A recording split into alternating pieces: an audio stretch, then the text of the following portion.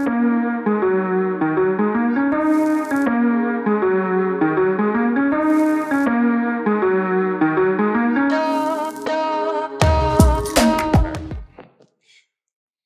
guys, I got Angelo here today. Angelo Washington, if y'all never heard of him, he's also known as, what do they call you on IG? Angelo Duff. Yeah, how'd you come up with that? So Scott Wooten from Massanutten, he was Bike Patrol, Massanutten.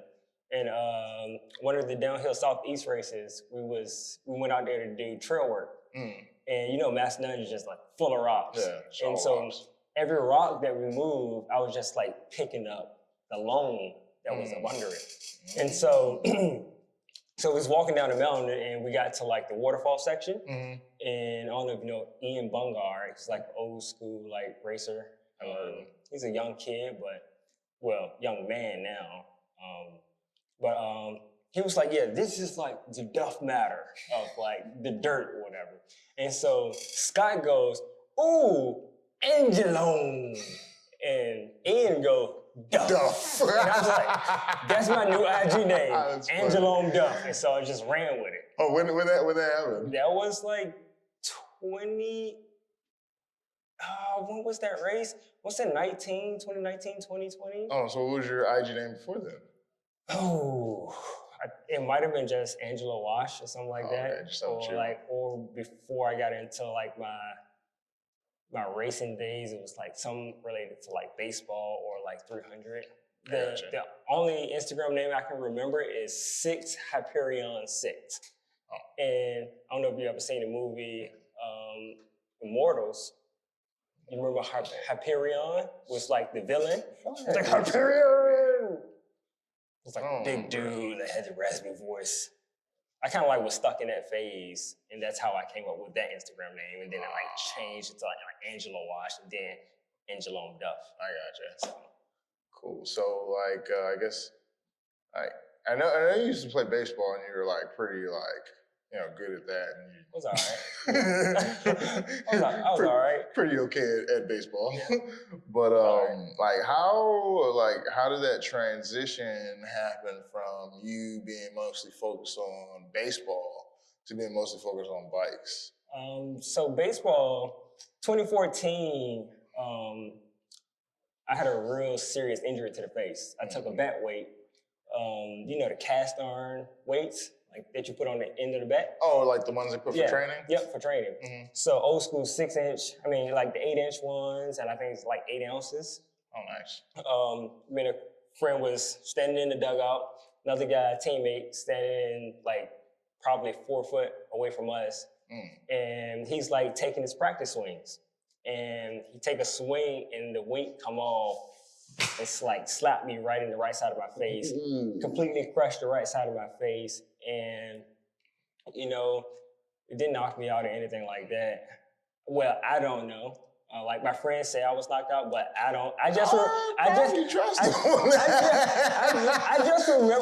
remember. I remember seeing the thing come off, move, hitting me. I remember grabbing my face. I remember them placing me down on the ground. So, you know, unless it was just like boom, out, boom, I'm back. Like that's the only thing that like I can really see. Those head injuries are tricky. Right, I know, right? But I went back to play after my surgery and stuff like that. I had 5 fractures in my face. I had to get plastic surgery on my lip the night of. So that happened. Like my face was like all swollen and stuff like that. But 2 months later, I was back on the baseball field. Hold on. So who were you playing for at the time? I was playing for like the Richmond Blue Jays. Okay. It was like a pretty much an adult league, just was local here. And because that was like, I was around 28 then, so you out of your prime for like baseball. I got you. I mean, prime baseball is 19 to 22. Yeah.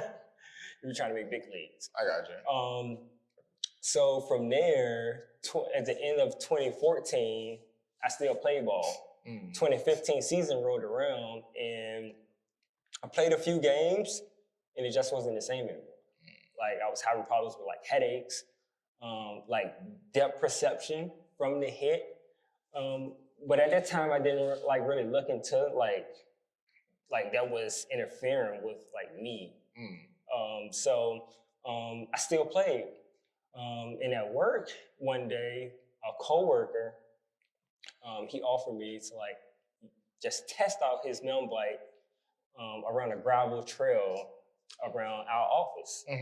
And so he was just like, yeah, Angelo, I got this bike. You more than welcome to like ride this bike, just test it out. And so I did it on my lunch break. Mind you, I had on some Chios, like some shoes and a dress shirt. And I'm on a bike, and, like on a gravel, like little mile loop around the office.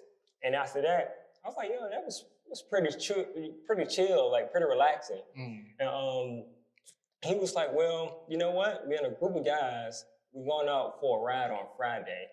I got an extra bike. You're more than welcome to join us.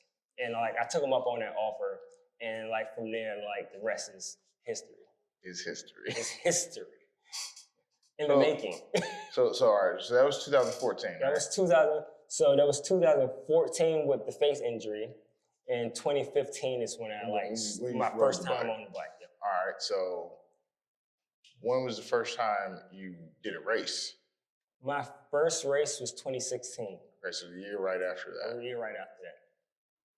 And then like, I guess once you got into that, like, I'm gonna race phase, like, did you do like, were you like doing downhill races right away? It was strictly downhill. So that same year, summer, there was a group here called like the Techie Social Group. And they used to do a ride like once a week. You just find all the techie features in Richmond. Just ride around and just goof off on techie stuff. And this one particular guy, he was like, hey, you seem like you would love like downhill, because I like the like little techie downhill fall lines that we used to do here in the city.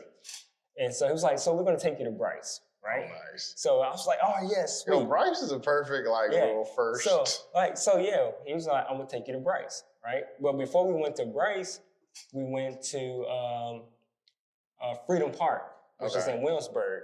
I don't know if you've seen like videos and stuff like that, but Freedom Park has like a C loop where you got like,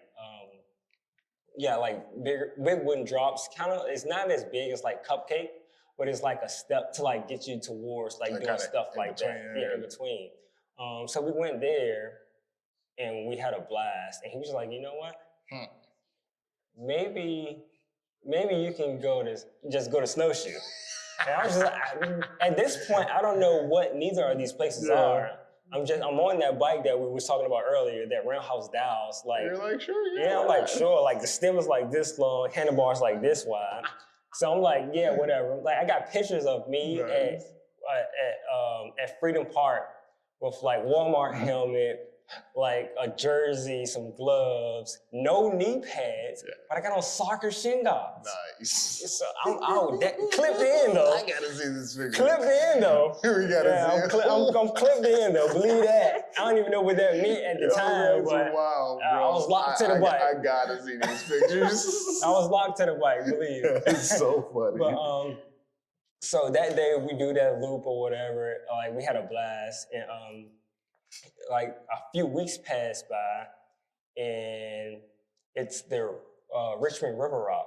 So Richmond River Rock is like this big outdoors event. They put on like, it's kayaking, everything that you do outdoors, and it's right along the river. And they have this race called the Urban Assault, which is like a cross country race. And that was my very first race. Like it was their cross country race. And so I did that, and I thought that was it. Like I thought, oh, yeah, I can do this. I can race this.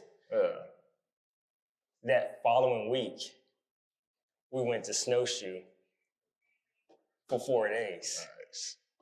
We got there that Thursday, and we did like the pedal trails, like headset adjustment and stuff like that, the Enchanted Forest, 6,000 steps. And I thought that was like the downhill part. I thought that was downhill, like doing the backcountry trails, right? And so the guy, like his name is Rob, he was like the coordinator of the social like techie group. And so he coordinated like this big trip because they used to take it every year.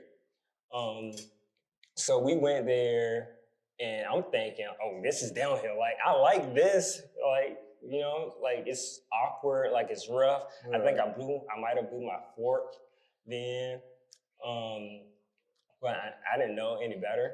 And then that Friday, Just push the seal back. I know, right? That Friday, we ride the park, but I rented a bike. Okay, you rented. Yeah, I rented a bike. I spent my first time at Snowshoe. I spent $600, not knowing, because I rented a bike for the 4 days that we rode. Oh, because you didn't use it the days y'all went on the backcountry. Yeah, I didn't use it because they was like, you can ride this bike, but at the park you want someone a little bit beefier. So I was just like, I didn't know. I just goddamn, here you go. I'm gonna ride bike.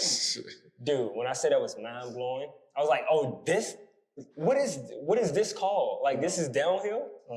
Like, I wanted, y'all got a team? Because that guy, they end up coordinating and getting a team at another local shop here.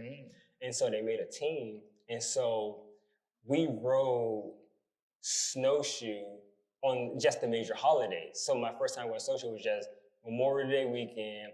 You got 4th of July weekend.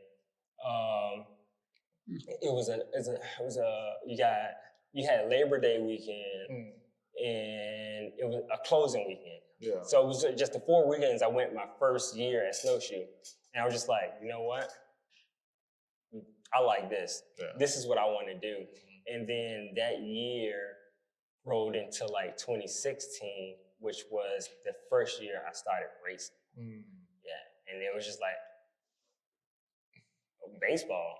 Like, what's that? Okay, what's that? But at the time, my girlfriend Browner, she was just like, you know what? I can see a change.